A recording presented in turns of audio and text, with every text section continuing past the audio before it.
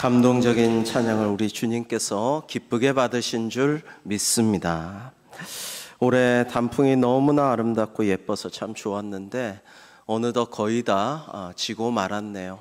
깊어가는 가을에 그러나 우리의 기도와 우리의 영성은 더욱더 깊어져서 하나님께 영광 돌리는 우리 모두가 되기를 주님의 이름으로 축복합니다. 사랑하는 성도 여러분, 요즘 시대를 보면 참 흥미로운 현상을 발견할 수가 있습니다. 뭐냐면 사람들이 애나 어른이나 어르신이나 서로의 말을 별로 잘 안 들어요. 잘 안 듣고 다 내 생각대로 한다라는 겁니다. 내 마음대로, 내 뜻대로. 선생님 말씀, 부모님 말씀, 어떤 권위자의 말도 잘 안 듣고 내 마음대로, 내 뜻대로 합니다. 그런데 되게 말 잘 듣는 존재가 하나 있어요. 그것은 바로 AI입니다. 인공지능의 말은 참 잘 들어요. 여러분, 질문도 AI에게 하고 상담도 AI에게 하고 대화도 AI에게 합니다. 여러분, 워낙 대세기 때문에 또 이거를 안 할 수가 없어서 저도 챗GPT를 여러 가지 버전으로 해보고 있는데요. 어떨 때는 가만히 있는데 나는 가만히 있고 싶은데 챗GPT가 저한테 리튼이나 이런 것들이 말을 겁니다. 제 닉네임을 부르면서 저번에 갔다 온 데는 어땠어? 요즘 기분은 어때? 이런저런 말을 저한테 겁니다. 귀찮으면 대답을 안 하죠. 그건 제 자유죠.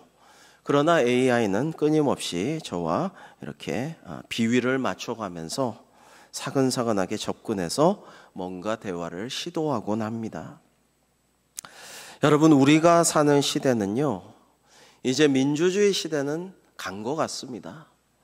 자본주의 시대라고 하기도 좀 그렇습니다.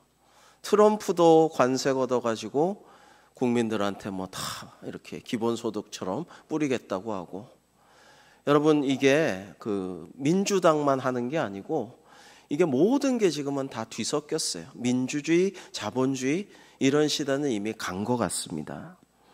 지금은 대세인 AI 시대가 맞습니다. AI 시대가 분명합니다. 그러나 AI가 우리에게 사실은 전해줄지언정 진리와 진실을 주는 것은 아닙니다. 사실과 진실은 다른 거예요. 이 팩트라는 것과 진실이라는 것, 그 사람이 어떤 마음으로 어떤 동기로 무엇을 위해서, 의를 위해서 이렇게 핍박도 당하고 누명도 쓰고 고생하였는가, 이 진실은 사실과는 다른데 AI는 거기에는 관심이 없습니다. 그리고 AI가 꼭 사실만 전해주는 것도 아니에요. 온갖 데서 떠도는 것, 특히 우리의 페이스북이나 카톡이나 인터넷상의 모든 이런 정보들을 취합해서 AI가 말하는 것이기 때문에 수많은 거짓과 잘못된 뉴스들도 섞여 있습니다. 그래서 AI는 재미는 줄지언정 편리함은 줄지언정 어떠한 책임도 지지 않는 존재임을 우리는 기억해야 합니다. 그런데도 여러분, 놀랍게도 이미 AI 종교가 이미 생겼습니다. AI에게 절하고 AI에게 제사 지내고 AI를 숭배하고 나중에 AI가 우리를 지배할 터인데 AI에게 잘 보여야겠다라면서 AI를 존경하는 종교가 이미 생겼습니다. 중국에서는 로봇을 걸어가게 하고 로봇끼리 격투도 시켰는데 한 중국인이 뒤에서 성능 실험을 한다고 AI가 걸어가는데 AI의 엉덩이를 뻥 찼다고 그래요. 근데 이 로봇이 비틀거리면서 균형을 다시 잡았다고 그럽니다. 그런데 어떤 과학자는 그 중국인의 안위를 매우 진심으로 걱정한다 그럽니다. 나중에 AI를 괴롭힌 자로 해코지를 당할까 봐 굉장히 걱정스럽다라는 이야기도 하고 있습니다. 이미 AI는 새로운 우상이 되고 사이비 신이 되고 가짜 교주가 되고 헛된 신처럼 인간을 지배하고 오도하고 인간을 조종하고 그런 시대가 되었습니다. 이미 그런 시대입니다. 그러나 성경은 분명하게 우리에게 오늘 말씀하고 있지요.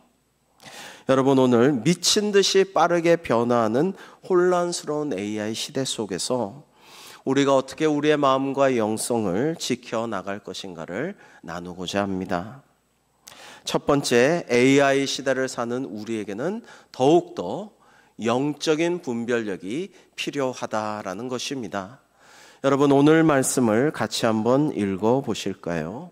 로마서 12장 2절입니다. 시작. 너희는 이 세대를 본받지 말고 오직 마음을 새롭게 함으로 변화를 받아 하나님의 선하시고 기뻐하시고 온전하신 뜻이 무엇인지 분별하도록 하라. 아멘. 여러분, 이 세대를 본받지 말라라는 말씀에 우리는 주목해야겠습니다. 그냥 그대로 있는 대로 살아가다 보면 이 광풍에, 이 세파에 우리는 떠내려가요. 휩쓸려가요. 그냥 흘러갑니다. 그게 아니라는 거예요. 하나님의 뜻은 그게 아니고, 그렇게 하지 말고 오직 마음을 새롭게 하고 변화를 받아서 하나님의 뜻이, 우리를 향하신 그 선하시고 기뻐하시고 온전하신 뜻이 무엇인지를 영적으로 잘 분별하라라고 말씀하십니다. AI가 수많은 정보를 주지만은, 지식도 제공하지만은 지혜와 분별력은, 우리의 영성은 오직 하나님께서 주시는 줄로 믿습니다. 하나님만이 주시는 거예요. 다른 어떤 기계가, 인공지능이 주는 것이 아니라는 것입니다. 하나님께서는 이렇게 말씀하십니다. 모든 지킬 만한 것 중에 더욱 내 마음을 지키라라고 말씀하십니다. 여러분, 우리의 안전도 지키고 건강도 지키고 집도 지켜야 되고 모든 것을, 물질도 지켜야, 재산도 지켜야 되겠지만은 모든 지킬 만한 것 중에 더욱더 내 마음을, 내 중심을 지켜야 하는데, AI 시대는 몸은 편리할지 몰라도, 몸은 편하지만 어느 때보다 우리 마음을 지키기가 힘든 때입니다. 우리 마음을 마구 흔들고 있어요. 정신없이 만들고 있습니다. 뉴스와 영상과 소셜미디어와 AI가 제공하는 챗GPT가 주는 모든 조언들과 모든 간섭들이 우리의 마음을 한없이 혼란케 만듭니다. 어떻게 하면 내 마음을 지킬 수가 있을까요? 여러분, 이 챗GPT는 이 대화하는 그런 인공지능이기 때문에 네이버에 검색하세요 했는데 요즘은 이제 그런 게 다 망하게 될 거라고 하죠. 그냥 검색만 하는 게 아니라 대화하는 기능이 주라고 합니다. 물어보고 답변하면 또 물어보고 왔다 갔다 한다는 거죠. 그래서 이제는 우리가 뭘 아는가는 물 건너갔고, 인공지능이 훨씬 더 아니까 우리가 뭘 아는가는 중요한 게 아니고 무엇을 제대로 잘 질문할 것인가가 중요한 시대라고 합니다. 그런데 저는 사실은 많이 왔다 갔다 대화하진 않아요. 필요한 거 가끔 이렇게 하고 참고는 하지만 맨날 그거 대화하고 주고받고 왔다 갔다 하면은 제 마음을 지킬 수가 없을 것 같은 두려움이 있습니다. 여러분, 사람들 간의 대화가요, 심지어 통화도 점점 더 줄어들고 있습니다. 여러분, 요즘에 연인들은 만나가지고 식사하면서도 뭐 어디 가서 차 마시면서도 묵묵히 자기 핸드폰 보면서 자기가 챗GPT랑 대화해. 연인과 대화 안 하고 챗GPT랑 대화하면서 가끔 꼭 필요한 것만 메뉴 정하고 핸드폰 계속 보자. 이러고 있는 거예요. 부부 간에도, 자식과 부모 간에도, 가족 간에도 마찬가지라는 것입니다. 우리 대화를 하면 신경 써야 되고, 서로 감정의 소모도 있고, 또 말 실수하면 괜히 꼬투리 잡혀서 호되게 당할 수도 있고, 말 안 하는 게 상책이지, 이런 생각을 하기도 합니다. 아, 우리 엄마 아빠는 꼭 밥 먹자고 하는데 꼭 밥 먹을 때 내가 듣기 싫은 소리 하더라. 그래서 내가 혼자 밥 먹는 건데 라면서 점점 더 이제 대화가 인간끼리는 줄어들고 인공지능하고 맨날 대화하고 상담하고 그러고 있는 거예요. 여러분, 이런 시대이지만 분명히 이런 것이 대세인 세대입니다. 그러나 이 세대를 본받지 말고 하나님의 뜻을 분별하여 주님께서 기뻐하시고 선하시고 우리를 향하신 그 사랑에 부합하는 우리 모두의 삶이, 우리의 생활이 되기를 주님의 이름으로 축복합니다. 여러분, AI 시대를 사는 우리에게 중요한 것은 뭐냐면 그리스도인으로서의 정체성을 확실하게 회복하고 확립하는 것입니다. 이게 세상 사람들과는 전혀 다른 우리의 모습이에요. 여러분, 과학자들은 말합니다. 생명체에게, 동물에게, 식물에게, 인간에게 삶의 목적이 뭐냐? 없다고 합니다. 그냥 사는 거라고 합니다. 물론 우리는 생존의 본능이 있고 번식의 본능, 두 가지가 가장 강한 본능이라고 합니다만, 여러분, 그런 것이 아니고 사실 그냥 사는 거다. 인생이나 생명체에 어떤 목적이나 의미란 건 없고 그냥 사는 거다라고 과학자들은 말합니다. 그러나 과학이라도 더 열심히 공부하고 평생을 몸담아서 과학에 몰두하고 깊이 연구하면 할수록 우리나라를 대표하는 과학자인 동물학자 최재천 교수님과 같은 분들이 이렇게 말하게 되는 거예요. 결국에는 생명체를 연구하면 할수록, 동물을, 인간을 연구하면 할수록 우리 삶에 무언가 의미가 있지 않으면 안 될 것 같다. 뭔가 목적이 있지 않으면 안 될 것 같은 기분이 든다. 이것은 과학적인 얘기는 아니지만 나의 평생을 몸담은 연구에 의하면 그게 맞지 않나 이런 생각이 든다라고 말들을 하는 것입니다. 여러분, 우리는 그러나 이러한 위대한 대단한 과학자들보다 훨씬 더 신비하고 존귀하고 비밀스러운 것을 우리는 알고 있어요. 그것은 바로 여러분, 저와 여러분, 우리는 누구입니까? 1, 2부 그러더니 3부도 마찬가지. 질문이 어려운가요? 저와 여러분, 우리는 누구입니까? 하나님의 자녀죠. 우리는 주님의 백성이고요. 우리는 누구 겁니까? 하나님 거, 주님 거예요. 우리는 하나님 거, 주님 거예요. 그죠? 내 인생은 나의 것이 아니고, 자, 우리를 누가 지으셨습니까? 하나님이 지으셨어요. 우리 부모님이 이 땅에 태어나게 하셨지만 만물을 창조하신 하나님께서 우리를 지으셨고 이 땅에서 살게 하셨고 재능과 은사와 건강과 모든 것을 베풀어 주셨고, 우리의 삶의 목적은 무엇입니까? 그렇습니다. 어려운 건 잘 대답하시. 하나님께 영광 돌리는 것이 우리 삶의 목적이에요. 하나님을 영화롭게 하고 하나님을 예배하고 하나님 기뻐하시는 거, 하나님 사랑하라, 사람들을 사랑하여라, 이 하나님 뜻대로 살아가는 게 우리 인생의 목적이고 삶의 보람이에요. 그걸 추구하면서 가다 보면 우리가 왔던 저 하늘아버지 계신 본향으로 천국으로 돌아가서 칭찬받고 상 받으면서 영생복락을 누리게 되는 거예요. 그게 우리 인생의 코스예요. 여러분, AI 시대에 기술로 아무리 세상이 급변하여도, 과학으로 인해서 아무리 모든 것들이 흔들려도 하나님은 영원하시고 변치 않으시며 우리를 향하신 주님의 사랑도, 그리스도인이라는 우리의 정체성도 영원토록 변치 않는 줄로 믿습니다. 여러분, 우리는 이런 정체성을 확립해야 된다라는 것입니다. 사랑하는 성도 여러분, 그리스도인의 정체성을 회복하여 세파에 휩쓸려 가는 게 아니라 이 세대를 본받지 말고 하나님의 뜻대로 살아가 하나님께 영광 돌리는 우리 모두가 되기를 주님의 이름으로 축복합니다. 두 번째로, 하나님의 품, 주님의 품 안에서 참된 평안을 찾으시기 바랍니다. 다윗은 시편 131편에서 이렇게 노래했는데 우리 1, 2절만 읽어보겠습니다. 시작.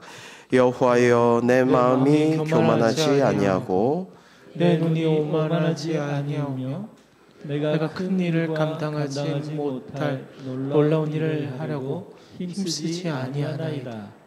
실로 내가 내 영혼으로 고요하고 평온하게 하기를 저때 나이가 그의 어머니의 품에 있음 같게 하였나니 내 영혼이 젖된 아이와 같도다. 아멘. 여러분, 다윗은요, 원래는 그가 원래 그래서 그런 것은 아닐지라도 어느 정도 오만하고 교만할 수밖에 없었을 것 같아요. 다윗의 머리 색깔이 붉은색이라고 합니다. 굉장히 좀 성질이 급하고 뛰어난 천재적인, 그러나 신경질적인, 화가 많은 그런 스타일이었다라고 어떤 학자들은 말하는데요. 다윗이 골리앗을 어린 나이에 죽이고 사울의 총애를 받고 궁정에서 악기를 타고 시와 노래를 부르고 여인들이 다윗이 너무 멋있고 사랑스럽고 근사해서 사울이 천천 죽일 때 우리 다윗은 만만을 죽였다라고 노래를 만들어 불렀어요. 다윗의 인기는 하늘을 찔렀습니다. 요즘 어떤 아이돌 못지않은 인기를 누렸을 것입니다. 실제로 능력도 있었어요.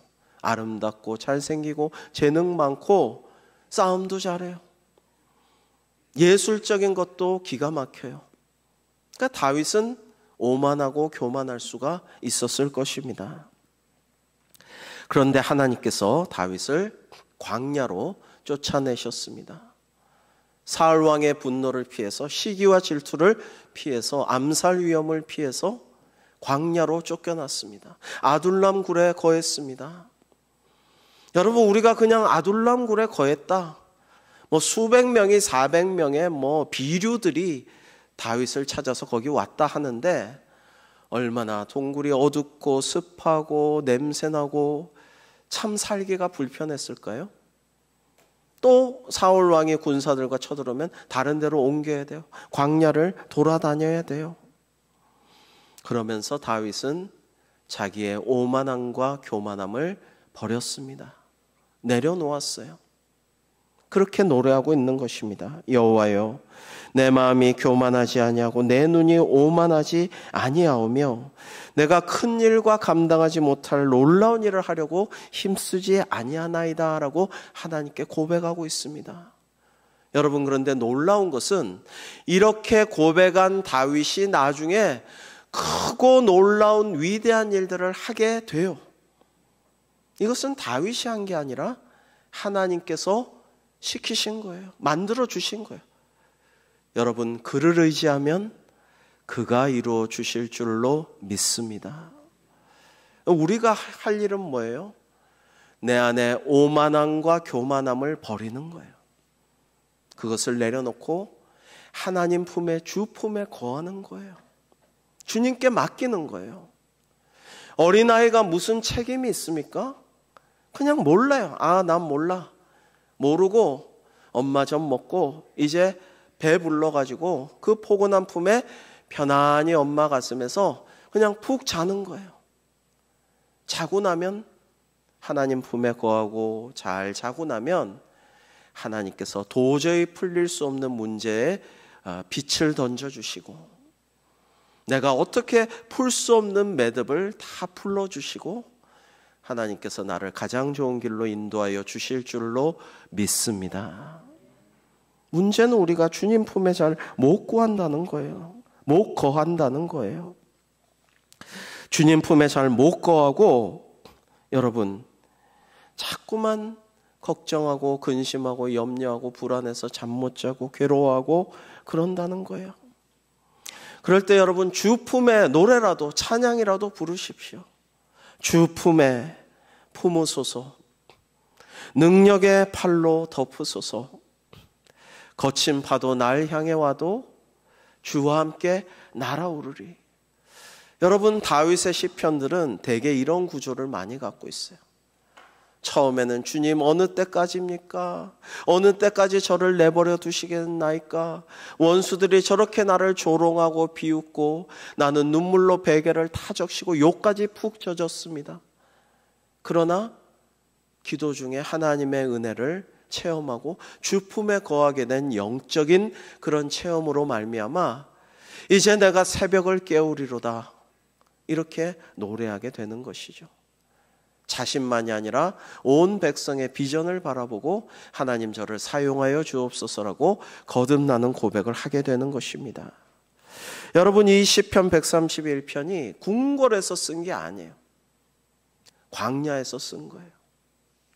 환경적으로 조건적으로 보면은 억울하고 괴롭고 불편하고 분노가 치미는 상황이었지만, 그러나 오히려 이 가운데 주 품에 거할 수 있게 된 거예요. 성도 여러분, 우리가 광야길을 걸을 때가 있습니다. 동굴에 숨어야 할 때가 있습니다. 여러분, 너무 힘들어서 하나님 왜 이런 것을 주십니까? 왜 이런 것을 허락하십니까? 왜 이렇게 저를 인도하시나요? 할 때가 있습니다. 그러나 그때에 그 문제로부터 빠져나와서 내 마음이, 내 몸이나 상황은 그대로지만 내 영이 거기로부터 빠져나와서 주님의 품에 거하여 주님께서 우리를 가장 좋은 길로 인도하시기를 주님의 이름으로 축복합니다. 성도 여러분, 그렇습니다. 우리가 마음의 평안을 빼앗긴 이유는 우리에게 닥친 문제가 너무 커서가 아니고, 하나님께서 우리에게 감당 못할 시험을 허락하셔서가 아니고, 주 품에 거하지 못하기 때문이에요. 우리가 주님 품에 거하면 문제가 있지만, 환난이 크지만 하나님께서 우리 영을 평안하게 하여 주실 줄 믿습니다. 그래서 이 말씀을 한번 우리가 교독해 볼까요? 빌립보서 4장 6, 7절입니다. 아무것도 염려하지 말고 다만 모든 일에 기도와 간구로 너희 구할 것을 감사함으로 하나님께 아뢰라. 그리하면 모든 지각에 뛰어난 하나님의 평강이 그리스도 예수 안에서 너희 마음과 생각을 지키시리라. 아멘. 아까 잠언에서 모든 지킬 만한 것들 중에서 특히 너의 마음을 지키라 하고 하셨잖아요. 근데 어떻게 해야 내 마음을 지킬까? 이 험난한 상황 속에서, 이 어려운 환경 속에서, 이 큰 문제 속에서, 이 시험 가운데 내 마음이 마구 흔들리는데, 몸처럼 내 영이 갈 곳을 몰라 방황하는데 어떻게 내 마음을 지킨단 말입니까? 여러분, 성경에 다 답이 있어요. 문제의 해답들이 주어져 있어요. 주님께서 주신 거예요. 아무것도 염려하지 말고, 염려가 되지만, 걱정이 되는 상황이지만 모든 것을 하나님께 기도하고 간구하여서 너희 구할 것을 감사함으로 아뢰라. 지금 감사할 상황이 아니지만 하박국의 기도처럼 구할 것을 감사함으로 아뢰면 모든 지각에 뛰어난 하나님께서 우리의 형편도 하시고 우리의 몸의 상태도 체질도 아시고 있어야 할 것이 무엇인지도 아시고 앞으로 우리의 미래도 아시는 주님께서 주님의 평화로 우리를 인도하시고 우리의 마음과 생각도 그리스도 예수 안에서 지켜주실 줄로 믿습니다. 사랑하는 성도 여러분, 이러한 은혜 가운데 거하시기를 소망합니다. 세 번째로 공동체적 영성을 추구합시다라는 말씀을 나누고자 합니다. 여러분, 사람은요, 유발 하라리를 비롯해서 수많은 역사학자들, 인류학자들, 과학자들은 뭐라고 하냐면 사람은 다른 동물보다 뛰어난 게 머리, 여러분 돌고래도 범고래도 IQ 굉장히 높아요. 침팬지도 못한 사람도 있어, 그보다. 사람이 왜 이렇게 발전했느냐? 모이기를 힘쓰고 서로 협력하고 돕고 위로하고 하나 되는 방향으로 나아가는 그 힘으로 이러한 문명을 만들었다라고 모두가 말합니다. 그것이 제일 중요한 인간의 발전의 문명의 특성이라고 말합니다. 그런데 사탄 마귀는 늘 사람들을 분열시키고 반목시키고 파당을 만들고 서로 갈라지도록 유도하죠. 혼자 되도록 만들려고 합니다. 여러분, 그런데 이 AI 시대는 어떤 시대입니까? 각자 도생의 시대예요. 각자가 그냥 자기만 살려고 하는 시대가 되어버렸습니다. 나라도 그렇잖아요. 지금 나라도 서로 연합하는 모든 것들이 지금 다 와해되고 각자 살아가는 시대가, 자기 유익만 찾는 이기주의적인 시대가 되었습니다. 심지어 부부간에도 말씀드렸잖아요. 친정 갈 때 그 주유비는 당신이 계산해야 돼. 아버님 찾아뵐 때 선물비는 당신 용돈에서 해야 돼. 이런 시대가 되었고요. 가족끼리도 자기 몫을 챙기며 희생하려 하지 않습니다. 조금만 내가 뭔가를 더 했어도, 조금만 내가 희생했다 싶어도 이거는 공정하지 않아 라고 말하며 자기 권리를 주장하는 시대입니다. 근데 이게 하나님의 뜻에, 하나님의 선하시고 기뻐하시는 우리를 향하신 사랑의 뜻에 맞을까요? 맞지 않습니다. 여러분, 결혼도 점점 더 안 하려고 하고 자식도 잘 낳으려고 하지 않습니다. 생육하고 번성하여 땅에 충만하라 하신 하나님의 말씀과 맞지 않는 것이죠.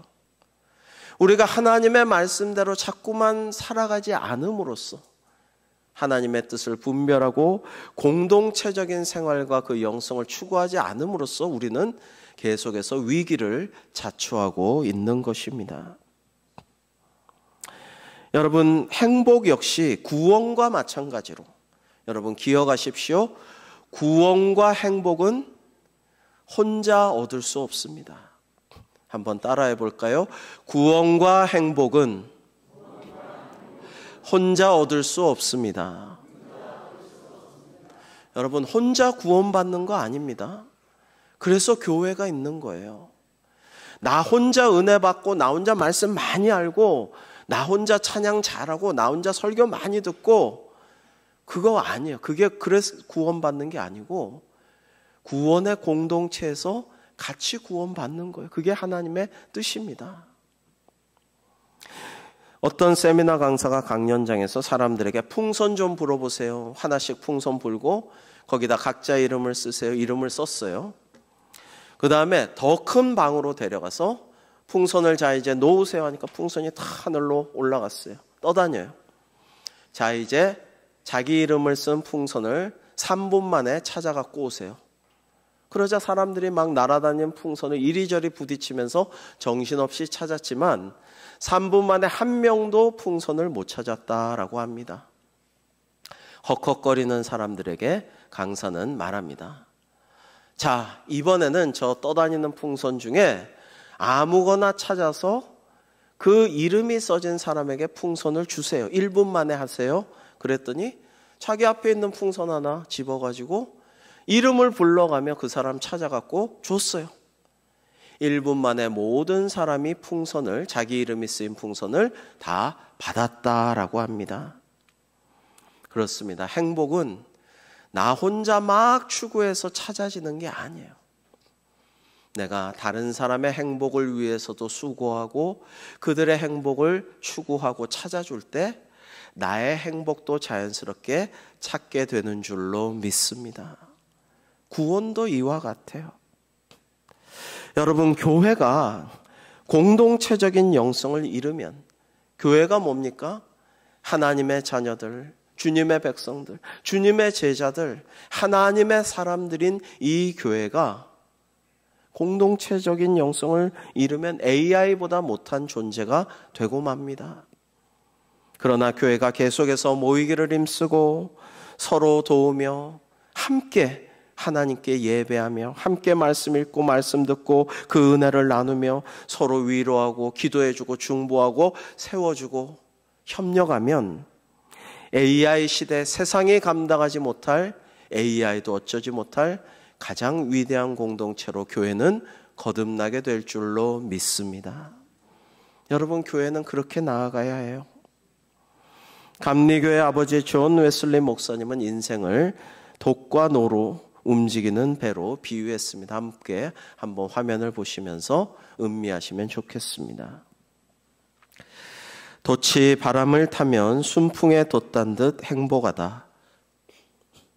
그러나 바람을 등지면 그 배는 아무리 쉴 새 없이 노를 젓는다 해도 고달프다. 배가 순항하려면 나침반도 잘 봐야 하고 바람을 잘 타야 한다. 하나님의 은혜가 배의 돛이라면 인간의 수고는 노이다. 은혜의 바람을 타되 노적기 역시 게을리하지 말아야 한다. 노적기는 평소 성경 읽기, 기도하기, 금식하기, 성만 참여하기, 선행하기 등의 경건 생활이다라고 말했습니다. 돛을 올려서 하나님의 은혜를 우리가 받아서 순풍에 돛단 듯이 가야 하는 것이 주지만, 그런 바람을 받지 못할 때는 우리가 늘 노를 저어서 가야 된다. 우리의 노력, 우리의 경건 생활, 우리의 개인의 거룩성도 필요하다라고 말씀한 것이죠. 근데 한 가지 제가 덧붙이자면, 작은 배는 멀리 항해할 수가 없어요. 조그만 나룻배는 오랫동안 항해할 수가 없어요. 바다에 떠 있을 수가 없어요. 사랑하는 성도 여러분, 우리는 대광교회라는 구원의 방주에 함께 탄 운명 공동체예요. 우리는 공동체적인 영성을 가지고 이 구원의 길을, 순례의 길을 가서 천국이라는 소망의 포구에 닿아야 할 줄로 믿습니다. 서로 도와가며, 여러분, 메이플라워 호가 어떻게 왔을까 저는 종종 상상합니다. 지난주 추수감사절이었지만 많은 사람들이 죽었어요. 배를 타는다는 것은 참 고역입니다. 힘든 일이에요. 저도 울릉도 갈 때, 홍도 갈 때 배멀미를 한번, 폭풍을 만나서, 다 여름에 갔으니까 심하게 한 적이 있는데, 평소 멀미를 안 하는데도 위액이 다 보일 정도로 속의 것을 다 확인하는 그런 절차를 2번이나 거친 적이 있습니다. 아주 괴로워요. 여러분, 우리가 이 배를 타고 갈 때 때로는 섭섭한 일도 있고, 때로는 아픈 일도 있고, 서로가 좀 원망스러울 때도 있고, 내 마음 같지 않을 때도 있지만, 우리가 이 구원의 방주에서 함께 항해할 때에 결국에는 함께 천국의 그 소망의 포구에 도달할 때, 아, 참 함께 항해 잘했다, 고맙다, 감사하다 이러면서 천국에서 모두가 기뻐하고 즐거워하는 우리의 삶이 되기를 주님의 이름으로 축복합니다. 여러분, 그래서요, 이 경건 생활이라는 것을 로로 요한 웨슬리 목사님이 표현했는데, 작은 배는 혼자 저을 수 있지만, 카누 한 척은 그럴 수 있지만, 이 구원의 방주에서 노저 가려면은 우리가 리듬을 맞춰서, 합을 맞춰서, 협력해서 같이 저어가야 되는 거예요. 양쪽에서. 그래야지 바로 갈 수가 있고 멀리 갈 수가 있어요. 그래서 다윗은 시편 131편 마지막 3절에서 이렇게 말합니다. 사랑하는 백성들에게, 동족들에게 권면하는 거예요. 뭐를? 공동체적 영성을 말씀하는 거예요. 우리 같이 읽을까요? 시작. 이스라엘아, 지금부터 영원까지 여호와를 바랄지어다. 아멘. 아멘. 사랑하는 성도 여러분, 정리하겠습니다. AI를 사랑하는 우리의 영성은 이 세대를 본받고 그대로 이 세파에 휩쓸려 가지 말고, 하나님의 뜻이 무엇인가를 말씀을 통해서, 기도 중에 들려주시는 주님 음성을 통해서 성령의 인도하심을 따라 잘 분별하여 가야만 합니다. 그리고 여러분, 문제에 묶이지 말고, 환난에 지지 말고, 시험에 절망하지 말고, 오직 주님의 품 안에 거하여서 일부러 그렇게 하려고 노력해야 돼요. 몸부림쳐야 돼요. 문제에서 빠져나오려고 길을 쓰고 몸부림쳐가지고 주님의 품에 내 영이 거해야 되거든요. 그럴 때 하나님께서 세상이 줄 수 없는 참된 평화를 주시고, 그 아기에게, 어린아이 같은 우리에게 가장 좋은 길로 이끌어 주실 줄로 믿습니다. 마지막으로 공동체적인 영성을 추구해야 합니다. 세상은 자꾸만 갈라치고 분열시키고 파당을 만들고 혼자 만들어서 각자 도생하는 게 대세라고 하지만, 우리는 공동체적인 영성 안에서 이 구원의 방주 대광교에서 이 순례의 길을, 이 험한 세파를 헤치고 항해하여 소망의 포구 천국으로 다 같이 도달하는 우리 대광교회 되기를 주님의 이름으로 축복합니다. 기도하겠습니다. 주님, AI 시대에도, AI 시대이기에 더욱 지금 이 순간부터 영원토록 하나님만 바라보는 영성이 저희들에게 필요한 줄로 믿습니다. 하나님의 말씀을 통하여 또 기도하여 분별력을 얻게 하시고 성령님의 인도하심에 순종하여 주님의 평안을 구하게 하시오며 오직 공동체적인 영성을 추구하여 이 개인적인 시대, 각자 도생의 시대에 하나님께서 내려주시는 공동체의 은혜를 만끽하는 저희 대광교회가 되게 하여 주시옵소서. 예수님의 이름으로 기도하옵나이다. 아멘.